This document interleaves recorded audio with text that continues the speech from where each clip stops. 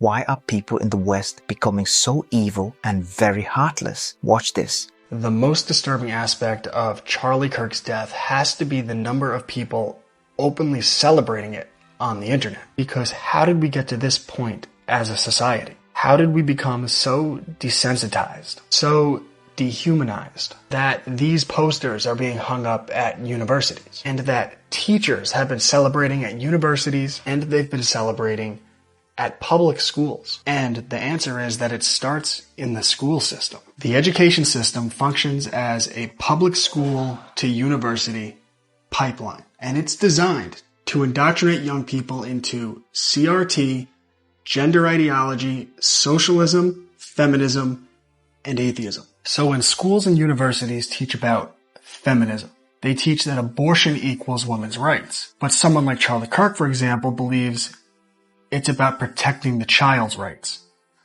But the school frames it as misogyny and oppressing women to dehumanize the argument. When schools teach critical race theory, they teach that there is historical injustice and that needs to be corrected by affirmative action, reparations, and DEI, where someone like Kirk believed it's about equality under the law, the same laws for all people, but in school that's framed as racism and oppressing minorities, dehumanization. When universities teach about socialism, they teach that everyone has a different starting point and you need to guarantee fair outcomes. But someone like Kirk would argue that fair outcomes require equality of opportunity and treatment under the law. But school frames this as elitism, supremacy, privilege, and the oppression of the poor, dehumanization. Schools teach that gender is fluid, but Kirk believed that children are victims and he wanted to protect them. This is framed as intolerance and oppression, dehumanization. The point of this isn't that any of these arguments are right or wrong, but how things are framed